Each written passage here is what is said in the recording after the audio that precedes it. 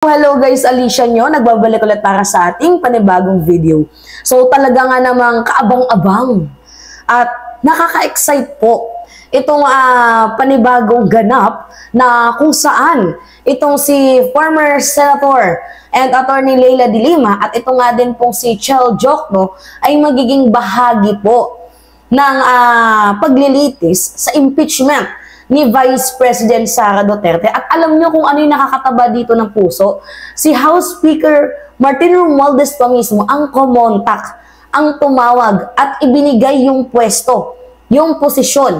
Dito nga po kay former Senator and Attorney Leila de Lima na kung gusto mong maging House panel, kasi alam nyo naman na sa 11 na panelist, abay dalawa po ang nalagas. So yung dalawang nalagas, abay syempre kailangan pong palitan yan. So ngayon, nakakatuwang isipin na yung pwesto ay inalok kay de Lima na lalo pat kung matatandaan ninyo, naging Department of Justice Secretary din, naging DOJ. Itong si former Sen, nung panahon nga po ni former President Aquino. So ngayon nga po mga minamahal, nice na marinig natin yung mga balitang to. So panoodin natin yung video mga minamahal. Wait lang. Okay, alright. Pirmano na magiging bahagi ng prosekusyon sa impeachment trial ni VP Sara Duterte, sina Leila de Lima at si Chel Jokno. Mismong si Speaker Martin Romualdez daw ang tumawag kay de Lima para imbitahan sa panel. Nasa frontline na balitang yan si Marilyn Enriquez. Bigo sa eleksyon ang dalawa sa 11 House prosecutors ng panel para sa impeachment trial ni Vice President Sara Duterte. Kaya nag-umpisa na. Ay, nawawala yung signal natin mga minamahal. Pero anyway, sige. Mag-comment nga muna tayo dito. So, yung dalawa kasing panelist, mga minamahal, ni Vice President Sara Duterte. I mean, yung dalawang panelist, para nga po dito sa impeachment, para kay Vice President Sara Duterte, abay, natalo. Yung halalan, natalo. So ngayon, yung dalawang bakanteng pwesto na yan, syempre, kailangan ibigay na yan sa iba kasi hindi na sila magiging parte kasi natalo nga sila. Diba? So ngayon, God works in a mysterious way, kahit pa paano. So at the end of the day, hindi pa rin tayo talo dito. Dahil ang pumalit na House panelist, House panel, ay itong si de Lima at itong si Chel Jokno. Diba? Nagigets ninyo, mga minamahal? Ialok ng Kamara ang mga bakanteng posisyon sa ibang kongresista. Isa na rito ang dating senador na si incoming mamamayang Liberal Party List Representative Leila de Lima. Yan, si Leila de Lima mga minamahal, ang isa po sa mga magiging tawag dito, House panelist dito nga po sa impeachment ni Vice President Sara Duterte. Madami naman nagtataas ng kilay na, bakit si de Lima? Pwede namang iba. Eh mga minamahal, bakit hindi natin ibigay yung pwesto kay de Lima? Eh in the first place, naging Department of Justice Secretary din siya. Diba? O ano yung masama dun? Eh palibasa kasi natutunugan ninyo na natunugan din nila mga minamahal sa mga hindi nakakalam na itong si de Lima, isa din po yan sa nagsulong ng impeachment. So iniisip nila na baka magiging bias daw itong si de Lima. No, pag-aaralan yan ni former Senator and Attorney Leila de Lima yung impeachment ni Vice President Sara Duterte. Eh hindi niya naman tatanggapin yan kung hindi niya kaya yung kanyang role eh. 'Di ba? Lalo pat syempre nayuwak yung kanyang pagkatao, 'di ba? Yung kanyang pagkababae noon. So, I think this is the time para naman yung kanyang pangalan ay mabago din kahit papaano. Kung ako yung tatanungin, ha? So, continue tayo. Ayon kay de Lima, tumawag mismo sa kanya si House Speaker Martin Romualdez para i-offer ang pagiging House prosecutor. Wow. Bagay na inuuhan na raw ng dating senadora. I would always be willing, as I said, kung anuman role ang pwede sa akin na sa tingin ko kaya ko at magagampanan ko ng katapatan, ng buong katapatan, I will do it. Hindi rin daw ito tungkol sa personalidad o partidong pampolitika, kundi sa pagtupad sa tiwala ng taong bayan. Si de Lima ay dating naging Justice Secretary. Yan. Siya rin ang naging spokesperson ng grupong unang naghain ng impeachment complaint laban kay VP Sara noong Disyembre. Naninindigan siyang may malakas at matibay na ebidensya para ma-convict ang bise. Talagang minonitor ko closely yung mga Yan. So, sa mga hindi nakakaalam mga minamahal, ako nga nagulat nga din ako na si House Speaker Martin Romualdez pala ang kumontak dito kay Leila de Lima. So, sa mga hindi rin nakakaalam, si de Lima po ay isa din po yan isa sa mga naging spokesperson dito nga po sa paghain ng impeachment kay Vice President Sara Duterte. At by the way, mga minamahal, hindi niyo pa ba nakukuha yung punto? Ang dami na pong na lumalabas na mga ebidensya na itong si VP Sara Duterte ay talaga nga namang gumagawa ng anomalya. And despite na gumagawa siya ng anomalya, I don't really get the point. Bakit yung ibang mga senador, di ba, kumakampi ko sa kanya, abay bakit hindi makita yun?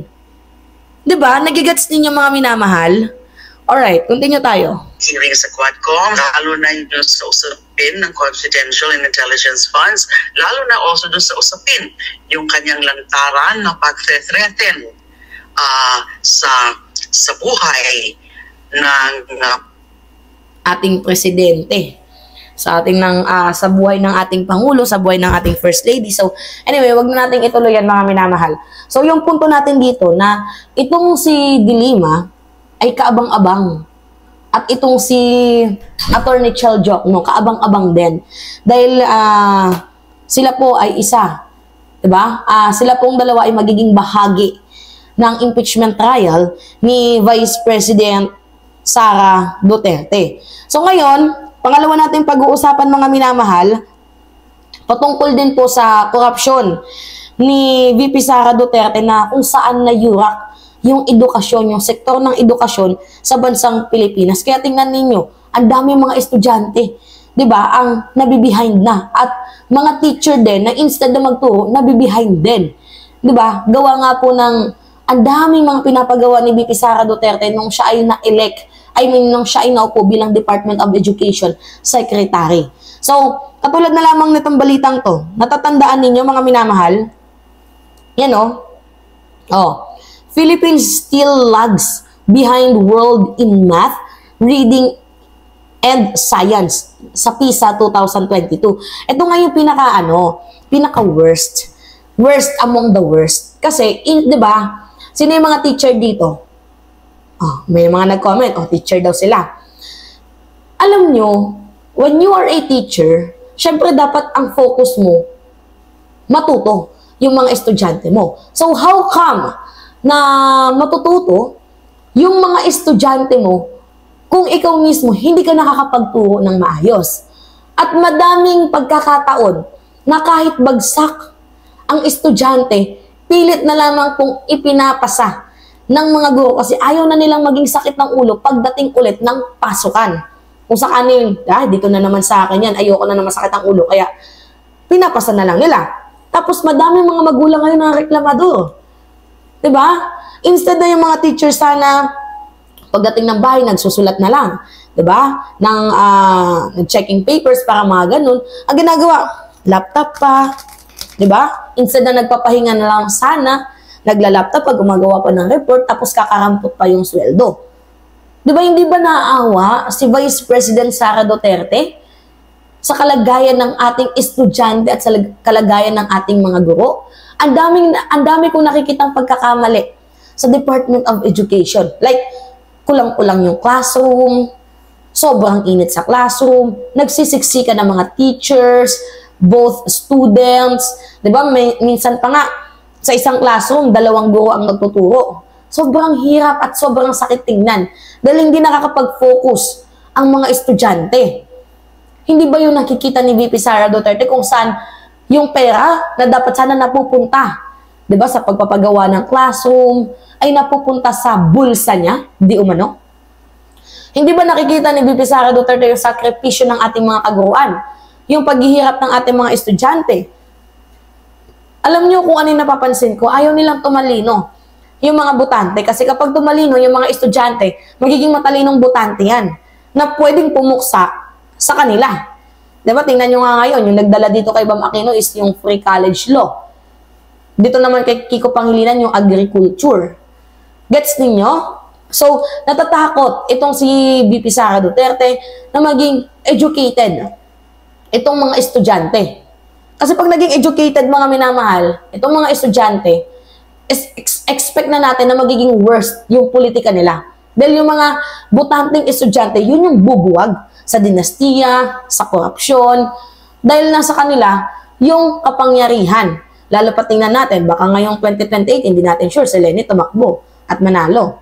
Or itong si House Speaker Martin Romualdez tumakbo at manalo. Kasi hindi yan mananalo si VP Sara Duterte, mga minamahal. Tingnan nyo, ang daming aligasyon, di ba? Continue tayo sa pagbabasa.